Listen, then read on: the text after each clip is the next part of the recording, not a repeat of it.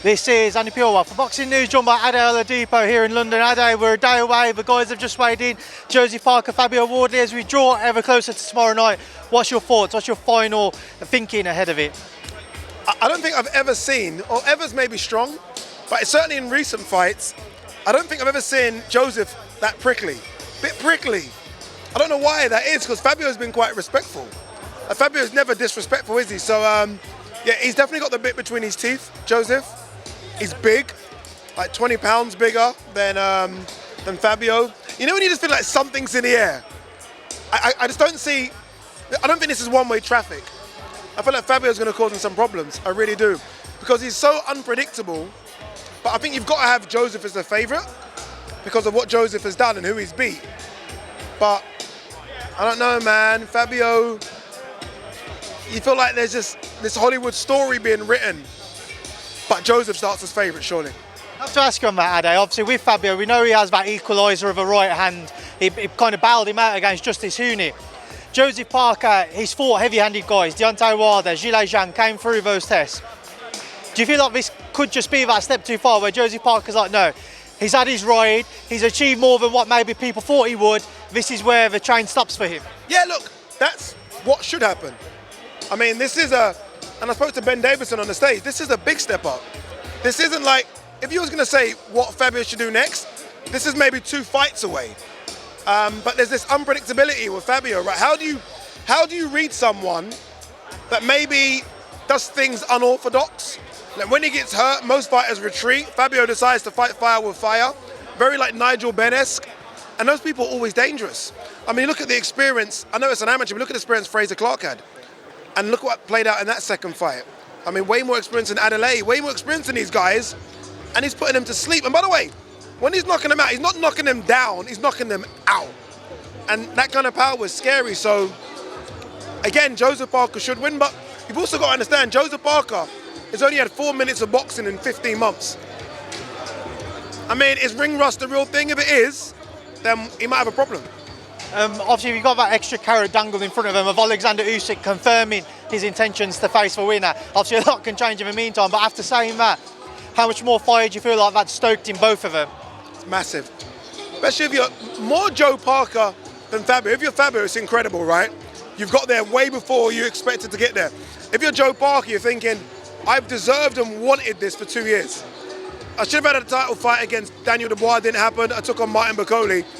And since the Bakole fight, he's been on the shelf. So, yeah, I'm like you. Usyk saying it and Usyk doing it are 2 different things. There is a guy in Morecambe that I feel like can change anything. So we'll see. But if I'm Joseph Parker, that gives me the extra 10% if I ever needed it. I don't think he does, but if I did, that's it. That guy in Morecambe you referred to there, Tyson Fury, did an interview recently with Ferocity where maybe he suggested he doesn't need to return to boxing, and it might have put some water over those flames of a potential Anthony Joshua fight. Do you believe we see that, or do you think that's out, their ship has sailed now? Nah, I still think that's there. Again, we just had Spencer Brown on stage, and I said, look, Spence, what's going on with Big GK? And he said, as long as there's a truckload of money, maybe 2 truckloads of money, something could happen. So, and we know how big the idea is of Fury versus AJ and the money involved, and Fury versus Usyk. Those are the only 2 fights Tyson Fury is going to have. He's not going to fight Agit Cabello, he's not going to fight Bakole, Italma. It's those 2. And let's be honest, there's truckloads of money for those 2. I think Fury just wants everyone to miss him. And we do, Mr. Fury. You can come back now.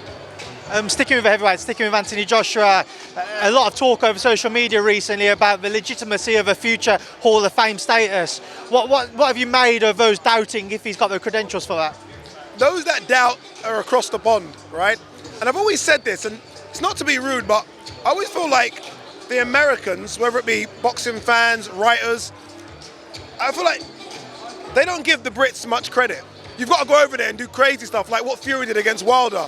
And obviously the thing they remember about AJ is he went over there and lost to Andy Ruiz. So I think they have that in the back of their mind when they think of AJ. Sylvester Stallone, Rocky Balboa's in the Hall of Fame. So what are the parameters to get in? Do you know what I mean? AJ is a 2-time unified heavyweight champion of the world, an Olympic gold medalist, world championship silver medalist, who changed the face of boxing in this country. That guy has to be in. And I'm not saying this because everyone might, oh, he's your friend. Not like that. I don't have his number. We don't go for dinner. I just feel like he's deserving of being in. They made it almost sound like he doesn't even deserve a nomination. It's crazy. Who is that guy in the end? I have no idea who that guy is, but his takes are just wild. And maybe that's why he's on the show, for wild takes. But I expect Max and Mike to be a bit more understanding of the situation. And I almost feel like it's now for clicks. I saw them mention something about AJ today. It's like AJ is the click guy. And I think it's just getting a bit out of hand. Do you think AJ sees that? Do you think AJ looks at it and just thinks that he's the click guy? That's why there are those wild takes out there? Maybe. If I'm AJ, I just log on to my bank balance every day and think, and look at what I've done in the sport. Like, look at what I've done. Look what AJ's done since the 2012 Olympics.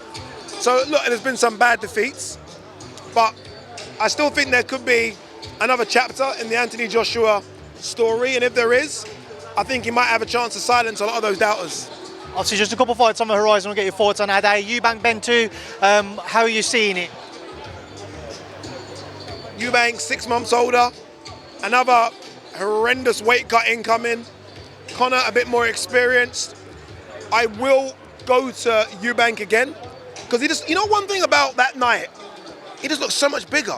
Even with all the hydration caps, he still looks so much bigger than Ben, and size is size. So he's got size, he's got experience, Ben's got youth. I'm still going to edge just about to the size and experience. But then going back down to Conor's more natural weight, 147, Haney and Norman. Again, how do you see it unfolding? That's a tough fight to call, you know.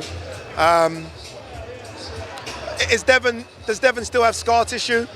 Because, I mean, last time out against Ramirez, he was, I wouldn't say he was scared to engage, but he was on the outside doing what Turkey would call Tom and Jerry.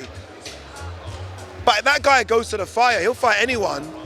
And that Norman fight is strange because everyone's going off Norman's last performance. I don't know if people watched the fight or the highlight knockout. In that fight, he got tagged a couple of times. So he's not some elite welterweight either. This isn't Boots Ennis or Crawford. So I think Haney's got a chance. I think Norman's big, but I think Haney's the better boxer. So size versus boxing experience, I'm going to go boxing experience. I think Haney gets it done on points. Do you think, though, and you mentioned there, obviously, in that fight, Brian Norman was caught by Jin Sasaki, but he can almost play on that. He knows that if Devin wants to try and do that to him, he's probably happy to take a punch to try and land himself because he has that devastating knockout power. Yeah, and maybe that's the game plan. Okay, you're going to hit me, but that means you're going to come into my wheelhouse. And Devin isn't a puncher, never been a puncher, he's a boxer. I think they've just got, Devin asked for this fight. And every time the A side asks for the B side, I'm like, the A side have seen something about the B side that shows that, or at least they put a game plan to think that they can win. So I think Team Haney are not stupid to take this. I think there are other routes.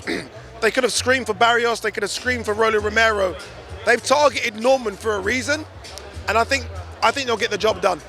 All right, Ade, listen, it's a pleasure as always. Go enjoy the rest of your Friday night. I'll see you tomorrow. Thank you, man.